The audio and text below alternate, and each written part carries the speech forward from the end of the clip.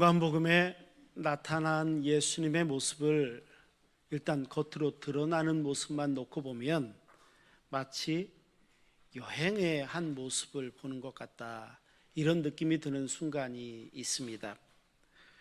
오늘 본문도 그렇게 바라볼 수 있는 게 조금은 있지요. 오늘 본문이 10장인데 그 앞에 9장 51절 말씀을 보면 이렇게 기록하고 있습니다.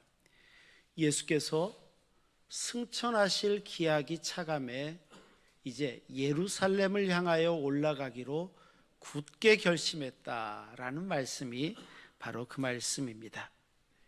이제 예수님께서 시작하시는 또 다른 여정이 시작되는 것 같은 느낌을 우리는 바로 받게 됩니다. 그런데 우리가 잘 알고 있는 성경적 상식을 다 동원해서 생각해 보면 이 여행은 좀 남다릅니다. 왜냐하면 이렇게 예루살렘에 올라가시게 되면 그 길은 예수님의 십자가의 길이고 고난의 길이고 죽음의 길이고, 그 이후는 너무 감사하게 부활하시고 승천하시는 놀라운 구속사역의 길이 이제부터 시작되어지는 이 여정의 출발이기 때문입니다. 구속사적으로 보면 굉장히 복된 길이긴 합니다만, 이 과정이 우리에게 너무 은혜가 되기도 합니다만 주님의 고난의 길까지 담고 있기 때문에 한편으로 마음 무거운 것도 우리의 마음입니다. 그런데 출발하기로 마음을 먹으시고 나서 주님이 그 가는 코스를 쭉 보시는데 사마리아 지역을 통과해서 예루살렘에 가시기로 마음을 먹으시게 됩니다. 그런데 문제가 생겼습니다. 사마리아 사람들이 예수님께서 사마리아 지역을 지나가시는 것을 배척했다는 겁니다. 오지 못하게 하였다는 것입니다.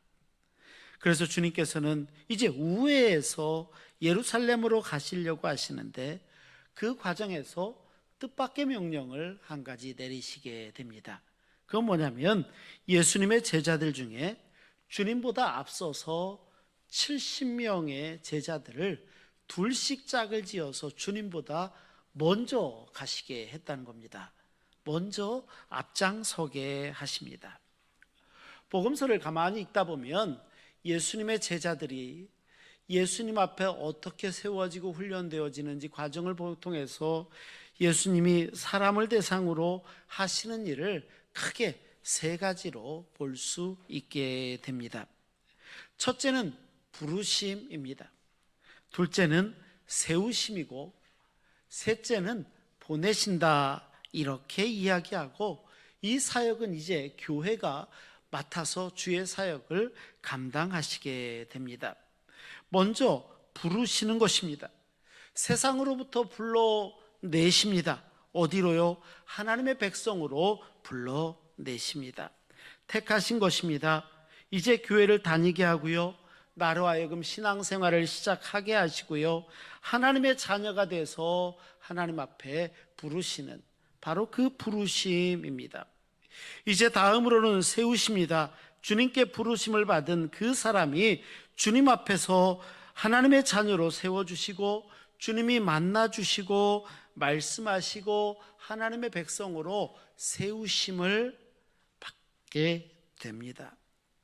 세 번째, 주께서 이 사람에 대해서 하시는 사역은 보내시는 사역입니다. 주님께서는 다시 세우신 사람들을 세상으로 보내시고 이제 예수님을 대신하여 세상 가운데서 사명을 감당하실 수 있도록, 그렇게 하실 수 있도록 부탁하시는 것입니다. 그러면 주님이 부탁하시는 그 당부는 무엇이고 주님이 본문을 통해서 말씀하시는 가르침은 어디에 있단 말입니까? 가장 먼저 생각할 것이 있다면 그것은 바로 주님이 우리를 세상으로 보내심을, 우리는 세상으로 보냄을 받은 존재다라는 사실입니다. 세상 속으로 보냄을 받은 존재입니다. 우리는 종종 세상으로 보냄을 받았다는 것을 잊고 살 때가 참 많이 있습니다. 우리가 신앙생활을 하면서 느끼는 여러 가지 감정이 있습니다. 많은 성도들이요 주님 앞에 부름을 받았고 나왔다는 사실에 감사합니다. 감격합니다. 아, 내가 우리 하나님의 부름을 받은 사람이야. 내가 하나님의 자녀가 되었어. 내가 참 자격이 없고 허물이 많고 부족한 것밖에 없는데 세상에 하나님이 나를 부르셨어. 얼마나 감사한지 모릅니다. 감격합니다. 또 예배를 드릴 때마다 들려주시는 하나님의 음성이 얼마나 감사한지 모릅니다. 어느 순간에는 말씀을 통해서 들려주시는 말씀이 내 마음을 뜨겁게 하기도 하고요, 그게 감사하고 감격하고, 들려오는 말씀이 귀하고 내가 드리는 예배가 얼마나 귀한지 모릅니다.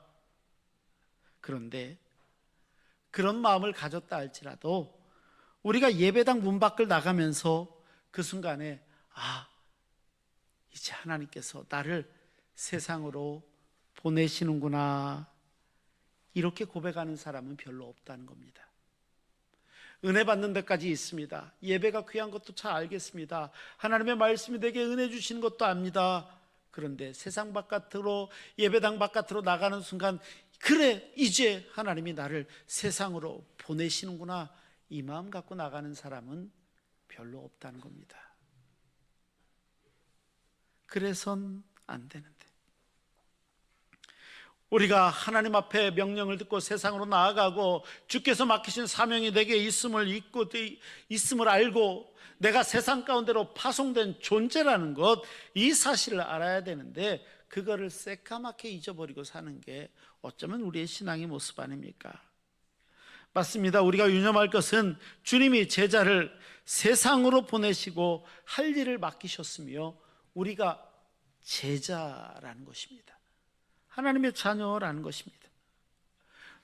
주님이 누구를 보내십니까? 그러면 우리가 이 주님을 누구를 보내시는지에 대한 사실을 한 번 더 살펴볼 게 있는데, 1절 말씀을 보면 이렇게 기록하고 있습니다. 따로 70인을 세우셨다라는 말씀입니다.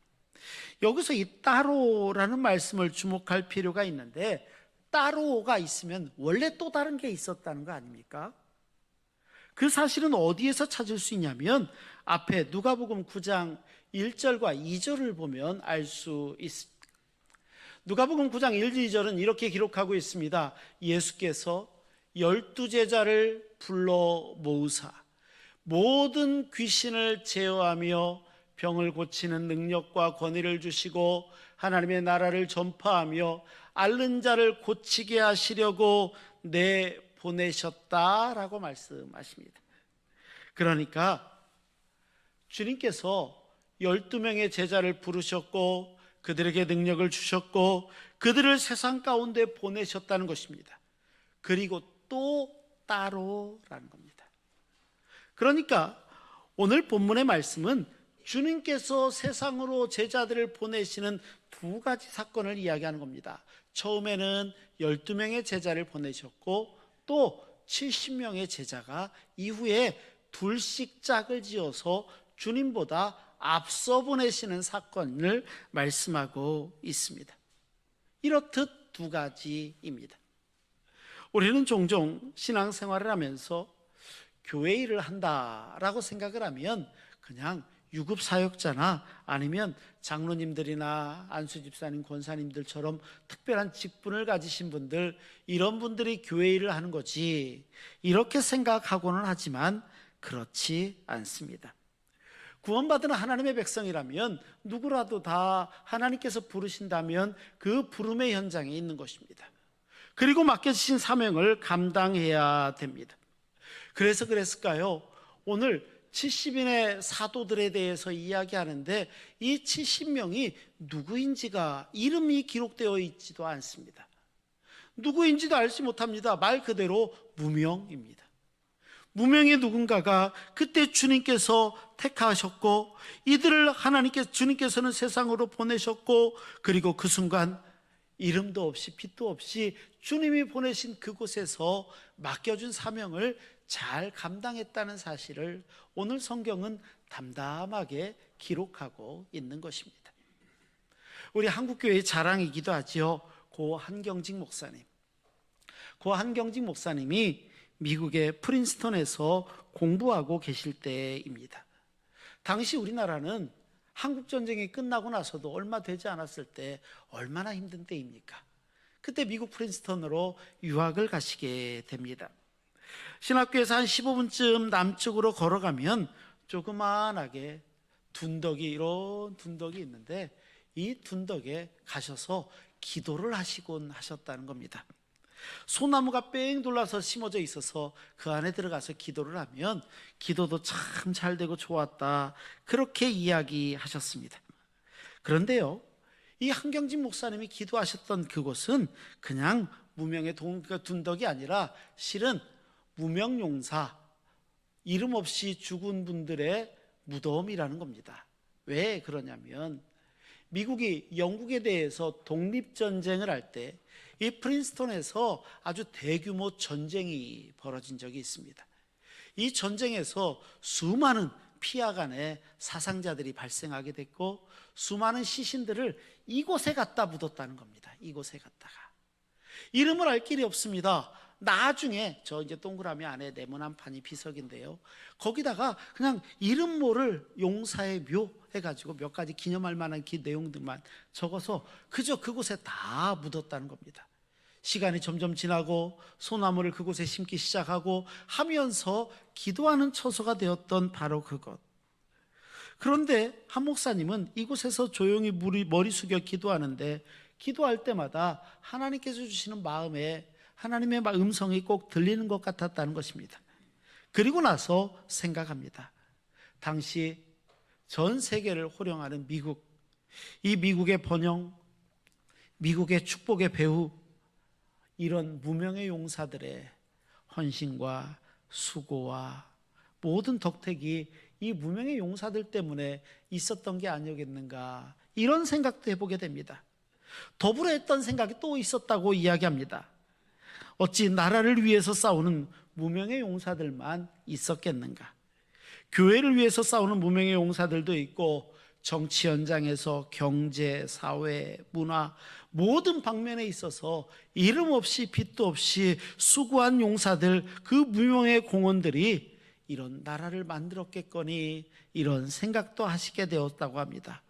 그러면서 대한민국을 기억합니다. 우리나라도, 우리 교회도 과연 축복받는 나라가 되고 축복받는 교회가 되려고 할 것이면 이런 무명의 용사들이, 무명의 성도들이 많이 세워져야 우리나라도 복받는 나라, 하나님의 나라, 하나님의 백성들 될 텐데, 한 목사님이 한 글에 이런 내용을 써놓으신 것을 읽게 되었습니다. 맞습니다. 어찌 미국만 그렇겠습니까? 생각해보면 2000년 기독교 역사를 통틀어 기억나는 인물들이 얼마나 되십니까?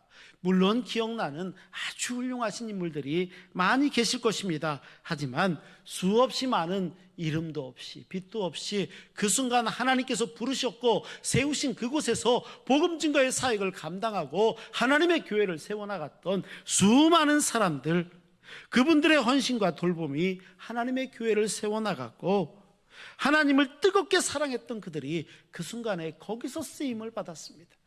우리 신흥교회의 역사 가운데도 너무 훌륭하고 존경받는 목사님, 장로님들이 계시지만 이름도 없이 빛도 없이 어느 순간이든지 세우신 그곳에서 최선의 노력을 다하셨던 분들의 헌신과 수고가 우리 교회를 지금도 일구고 계심을 우리가 잊어서는 안 될 것입니다.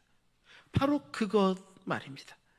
우리는 유명하지 않지만 무명처럼 여겨지는 순간이 있지만 그래도 하나님께서는 그 순간 하나님의 역사를 우리를 통해서 하고 계시는 것입니다.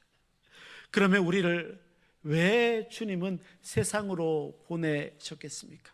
세상으로 우리를 왜 보내고 계십니까? 우리는 주님의 마음을 알 수 있는 한 기호는 아니지만 한 숫자를 기억할 필요가 있습니다. 바로 70이라는 숫자입니다.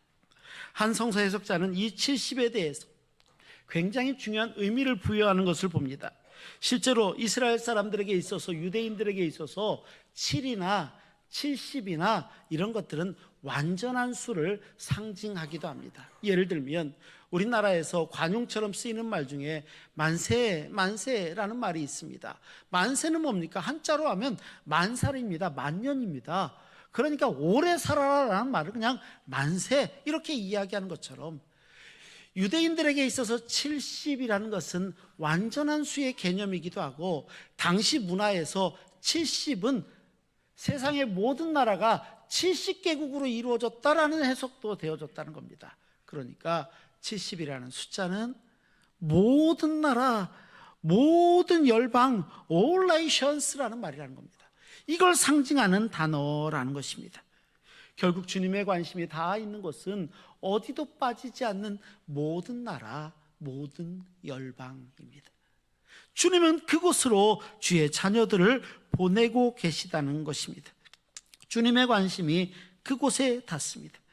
주님은 이 세상 모든 어두운 곳에 빛이요 소금이 되시는, 복음이 증거되어지기 위하여 빛과 소금의 역할을 감당하는 하나님의 백성들을 세우시고 보내십니다. 그리고 그곳에 어둠의 권세가 물러가고 사탄이 쫓겨나고 이런 일들이 이루어지기를 바랬다는 것입니다. 그리스도인들의 삶의 지경에서 천국을 이루어가는, 하나님 나라의 능력을 이루어가는 그런 일들이 있기를 바라는 마음이었다는 것입니다. 제가 어렸을 때 저희 시골에서는 여전히 푸닥거리 같은 걸 하고는 했습니다. 아마 연세 드신 분들은 다 무슨 말씀인지 아실 겁니다. 우리 동네에 무당이 없어도 다른 동네에서 무당이 와서 푸닥거리를 하는데 어쩔 때는 푸닥거리를 하루 종일 합니다. 낮에 시작했는데 한밤중에까지도 해요. 지금 같으면 당장에 민원 들어갈 겁니다. 저희 시끄러워서 못 살겠다고, 저것 좀 어떻게 해보라고 그랬을 건데, 그때는 동네여서 그런지 다 참습니다. 밤새도록 꽹과리 소리 나고요, 막 아주 시끌시끌합니다. 잠도 안 오고. 근데 어느 날 돌아가신 선친께 참 재미있는 말씀을 들었습니다. 무슨 말씀을 하시냐면, 기독교인들이 있으면 무당이 누구보다도 잘한다는 겁니다. 잘 신내림이 안 오면 여기 혹시 교회 다니는 사람이냐 이렇게 물어본대요. 어쩔 때는 잘 안 되면 승질내고 가버린대요. 아, 이거 누구 분명히 틀림없이 있다고, 교회 다니는 사람. 막 이러면서 간다는 거예요. 그 전날도 그 비슷한 게 있었던 것 같습니다. 그래서 그런지 저희가 새벽마다 아침에 일찍 일어나면 가정예배를 꼭 드렸는데, 가정예배 때 그 말씀을 하세요. 기독교인들이 있는 곳에 어둠의 권세가 물러나고 사탄의 모든 괴계가 풀려지고 하나님 나라의 역사가 세워져 간다는 것. 그리스도인들이 있는 곳에 그렇게 그리스도인들이 이 세상의 소금으로 빛으로서의 역할을 온전히 감당하며 살아가야 되는 것, 바로 그 모습이 아니겠습니까? 맞습니다. 그리스도인들은요, 이 세상의 어둠의 역사 가운데 피하고 모른 척하고 이런 것보다 피하지 않고 물러섬 없이 하나님의 나라를 이루기 위해서 늘 애써야 됩니다. 특별한 정치적인 견해를 가지라는 뜻도 아닙니다. 단지 복음 앞에 서서 내가 신앙인으로 하나님 앞에 부끄럽지 않은 모습으로 바르게 살아가는 것, 우리 그리스도인들의 모습이 아니겠습니까? 두 번째로 당부하시는 당부가 있다면 바로 그곳에서 기도하고 복음을 증거하라 말씀하신다는 것입니다. 이제 세상으로 나아가는 70인의 제자들에게 주님이 하시는 당부는 첫 번째가 기도였다는 것입니다. 나아간 그곳이 있으면 가장 먼저 그곳에 평안을 끼고 그 평안을 위해서 기도하라는 것입니다. 기도는 손해보는 게 하나도 없는, 이런 표현 죄송합니다. 손해없는 장사인 것 같습니다. 이 기도가 꼭 그렇습니다. 기도는 참 중요하죠. 역사적으로 놓고 봐도요, 하나님께서 하나님의 백성들이 하는 기도를 들으신다 말씀하시는 경우가 참 많습니다. 물론 우리가 원하는 스타일의 응답이 아니지만 결국에 놓고 보면 하나님께서 그의 자녀들을 복되게 하시는 놀라운 하나님의 손길이 다 있거든요. 출애굽기 2장 23절 이하의 말씀을 보면 참 흥미로운 말씀을 이렇게 기록하고 있습니다. 이때는 이제 노예 생활이 시작되어지는 이스라엘 백성들에 관한 이야기입니다. 여러 해 후에 애굽 왕은 죽었고 이스라엘 자손은 고된 노동으로 말미암아 탄식하며 부르짖습니다.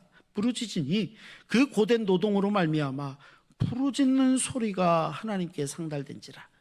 하나님이 그들의 고통 소리를 들으시고 하나님이 아브라함과 이삭과 야곱에게 세운 그의 언약을 기억하사. 놀랍지 않습니까? 그의 언약을 기억하사 하나님이 이스라엘 자손을 돌보셨고 하나님이 그들을 기억하셨더라. 자막의 다음 페이지도 있었어요. 기억하셨더라라는 겁니다. 기억하셨더라. 그들의 고통받고 부르짖는 소리를 들으시는데 들으시는 게 끝난 것이 아니라 조상들로부터 이어져 내려왔던 언약까지도 기억하신다는 거예요. 그리고 들고 기억하시고 돌보시는 그 하나님의 말씀입니다. 그들의 현실이 비록 말할 수 없는 고통이었을 것입니다. 하지만 그 기도 가운데 하나님의 역사를 하나하나 시작하고 계셨던 것입니다. 주님이 세상으로 그의 백성들을 보내시고 머물게 하신 곳은 바로 그렇게 기도하고 예배하는 현장입니다. 그렇게 하나님의 백성으로 세워져 가는 것입니다. 영적으로 자신들의 문제를 잘 알지 못하니까 기도할 줄도 모르는 그들이었을지 모르지만 그들에게 주님보다 앞서 그곳에 나아가 하나님의 백성들이 함께 기도하고 함께 예배하고 그렇게 하나님의 나라를 이루어가는 것, 바로 그것 말입니다. 기도가 중요하고 기도의 문을 열어야 됩니다. 사람을 만나면 그들을 위해서 기도하고 축복하는 것입니다. 가정으로 보냄을 받았습니까? 그 가정을 위해서 기도하고, 직장으로 보냄 받았으면 직장 가운데 기도하고 예배하고, 학교로 보냄을 받았으면 학교를 위해 기도합니다. 만일 대상이 기도를 받고 평안이 임할 것이 아닙니까? 그러면 놀랍게도요, 그 평안과 간구가 자기에게 돌아온다는 겁니다. 그러니까 손해보는 장사가 아니죠. 중보했을 때 그 평안이 임하면 얼마나 감사합니까? 안 되면 자기에게 절대 손해보지 않죠. 또 말씀하시는 건 그곳에서 복음을 증거하라 입니다. 16절 말씀은 그 순간에 일어날 수 있는 말씀을 이렇게 기록하죠. 너희 말을 듣는 자는 곧 내 말을 듣는 것이요, 너희를 저버리는 자는 곧 나를 저버리는 것이요, 나를 저버리는 자는 나 보내신 이를 저버리는 것이다. 너희 말을 듣지 않으면 주님의 말을 듣지 않는 것과 똑같고, 그들을 배척하는 것은 주님을 배척하는 것과 똑같고, 주님이 배척되어진 것은 주님을 보내신 하나님을 배척하는 것과 똑같다. 얼마나 무서운 말씀입니까? 이 말씀은 역으로 생각하면 우리가 복음을 증거하는 것도 그 대상도 상대의 반응이 상관없다는 뜻도 됩니다. 나를 박대하고 화날 것 같으면 넘어가고 받아들일 것만 같으면 함께하고, 이게 아니라는 거죠. 실제로 사역을 진행함에 있어서 본문에 주님께서는 둘씩 짝지어 가서 가라고 이야기합니다. 신앙생활은요, 생각해보면 함께하는 게 참 중요합니다. 함께 격려합니다. 위로합니다. 용기를 북돋아주는 게 얼마나 신앙생활에 좋은데요. 얼마나 감사한 일인데요. 우리가 구원받은 하나님의 백성입니다. 우리의 시민권이 하늘에 있습니다. 네, 틀림없습니다. 하지만 문제는 우리의 발은 여전히 이 세상에 발을 딛고 살아가는 존재라는 것입니다. 얼마나 많은 일들이 있었겠습니까? 얼마나 상처받는 순간, 지친 순간, 주저앉고 싶은 순간이 얼마나 많겠습니까?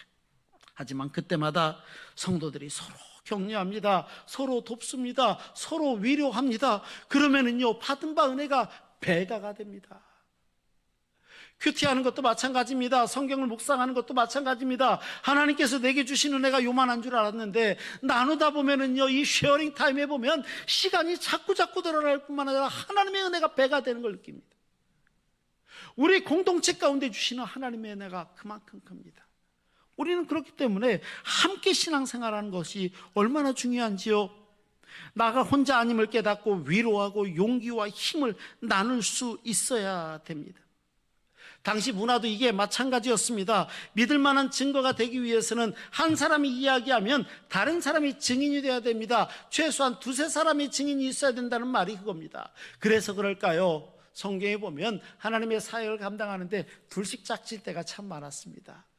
베드로와 요한이 함께 사역을 나가죠. 사도행전에 보면 바울과 바나바가 함께 전도 여행을 떠났는가 하면 문제가 되었을 때 바울과 바나바가 따로 갔을 때도 바울은 실라와 함께, 바나바는 마가 요한과 함께 사역을 떠납니다. 이렇게 함께 떠나는 겁니다. 함께 사역을 하는 것입니다. 서로 성도 간에 의지하며 하나님의 복음을 증거하는 데 최선의 노력을 다하는 것입니다. 맞습니다. 우리는 세상에서 복음을 전하는 일에 협력합니다. 누군가가 복음을 전하면 옆에서 동역합니다. 우리는 함께 복음을 증거하는데 영혼 구원이 무엇보다 중요함을 깨달아야 됩니다. 마지막으로 주님의 당부는 오로지 주님을 의지하는 데 있음을 잊지 말라는 것입니다. 주님이 70인의 제자를 세상 가운데 보내시지만 세상으로 보내시며 드러나는 주님의 마음이 3절에 이렇게 기록되어지고 있습니다. 내가 너희를 보내는 것이 양을 이리 가운데 보내는 것 같다라는 겁니다. 양을 마치 이리 한복판에 보내는 것 같다라는 겁니다. 이 말씀은 다시 이야기하면 70인을 보내시지만 그들의 힘만으로 감당할 수 없음을 아셨다는 것입니다. 이 말씀은 곧 주님이 보호하시고 주님이 인도하시고 함께 하신다는 말씀을 포함하고 있습니다. 이 말씀에 대한 의지는 4절에도 드러납니다. 전대나 배낭이나 신발도 가지지 말아라. 이것은 내가 내일 무슨 일이 있지, 어떤 일이 있으면 어떡하지, 이런 것들 때문에 정정긍긍하지 말라는 것입니다. 앞으로 일어날 일에 대한 염려가 아니라 하나님을 온전히 믿고 의지하는 것이 중요함을 말씀하는 것입니다. 순간순간 우리의 필요를 채우실 뿐만 아니라 순간순간 우리의 삶을 인도하시는 하나님을 믿고 의지하는 삶이 무엇보다도 중요하다는 것을 우리에게 말씀하고 계십니다. 주께서 우리를 자녀로 부르셨습니다. 함께 믿음 생활하게 하십니다. 이 모임을 넘어서 삶의 현장으로 우리를 보내고 계심을 잊어서는 안 됩니다. 말씀을 증거하고 선포하는 삶입니다. 하나님의 백성들이 밟는 모든 땅들이 하나님의 나라임을 확인하고 그렇게 기도하고 말씀을 읽으며 복음을 전하며 주를 의지하며 살아가는 것, 이것이 중요하다는 것입니다. 우리는 이렇듯 세상으로 보냄을 받았고 세상 속에서 우리 신앙의 자리와 그곳이 하나님의 나라임을 확인하며 처한 곳에서 예배하며 하나님의 말씀을 증거하는 그 사명이 있음을 우리는 결코 잊어서는 안 됩니다. 교회의 굉장히 중요한 사명이기 때문입니다. 하나님 앞에 바르게 예배하는 것, 찬송하는 것, 우리가 한 신앙 공동체임을 확인하는 굉장히 중요한 순간이라는 것입니다. 한국교회의 급속한 성장에 대해서 세계교회가 도대체 한국교회의 특징이 뭔가라는 것에 대해서 많은 진단들이 있습니다. 그 중에 한 진단이 한국교회에 있는 신방에 대해서 이야기하고는 합니다. 한국교회는 신방을 잘하니까. 그런데요, 신방은 한국교회에만 있었던 게 아닙니다. 신방에 대한 여러 가지 기록들을 보면 특별히 이 마틴 루터가 섹손 지방 목회자들을 순방한 팀을 위한 지시문이라는 글이 있습니다. 이 글에 보면 루터가 참 흥미로운 기록을 합니다. 기독교 회중들이 이해심이 많고 유능한 인물들에 의해서 방문을 받을 수 있다면 그것이 얼마나 훌륭하고 유익할 것인가, 이렇게 기록합니다. 그리고 나서 하는 이야기가 성경적인 증거를 몇 가지 됩니다. 사도행전 15장에 보면 바울과 바나바가 함께 더불어 이미 복음을 전했던 곳들을 재차 방문한다는 겁니다.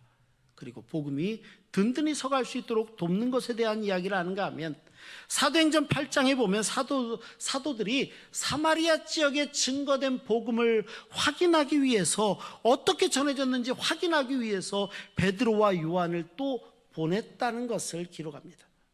그 예를 들면서 신앙을 바르게 세우기 위해서 함께 한 믿음의 공동체가 노력하는 게 중요함을 역설하죠. 맞습니다. 한국교회가 신방의 특징이 잘 살아있는 것도 사실입니다. 목회적으로 성도들이 교육자를 만나고 예배를 드리고 우리가 한 교회임을 확인하고 사탄의 모든 괴계들을 풀어가며 하나님의 나라를 세워가는 것, 그곳에서 함께 예배하고 세미한 하나님의 음성을 들으며 믿음의 성숙을 꾀하는 것 모두 얼마나 중요한지 모릅니다. 그리고 오늘 우리는 그 사명을 감당하고자 이제 세상으로 보냄을 받는 존재들입니다. 세상 가운데 그렇게 나아가는 존재, 그렇게 보내심을 받은 사람들이 주의 자녀들입니다. 보내심을 받은 이들을 환영하고 함께 은혜를 나누고 풍성케 하는 모습도 역시 우리의 본분입니다. 자칫 잘못해서 오늘 말씀에 기록되어 있는 것처럼 마당에 먼지를 떨어버리는 것만 같은 치욕스러운 순간에 우리가 서 있어서는 결코 안 될 것입니다. 예배당 문턱을 넘어서 우리 삶의 형편이 이루어지는 그곳까지 천국의 은혜를 가지고 우리가 이제 나아가게 됩니다. 맞습니다. 그러한 은혜 가운데 거하며 하나님의 나라 백성으로 천국을 이루는 거룩하고 복된 믿음의 역사를 이루는 주의 자녀들, 오늘 예배하는 신흥의 성도들 한 분 한 분 다 되시기를 주의 이름으로 축원합니다. 기도하시겠습니다. 거룩하시고 자비로우신 아버지 하나님, 이제 저희를 세상으로 보내심에 감사합니다. 믿음으로 살게 하시고 하나님 나라 공동체로 믿음의 모든 역사를 이루어가는 복된 은혜만 우리 가운데 충만케 하여 주옵소서. 우리 구주 예수 그리스도의 이름으로 기도하옵나이다. 아멘.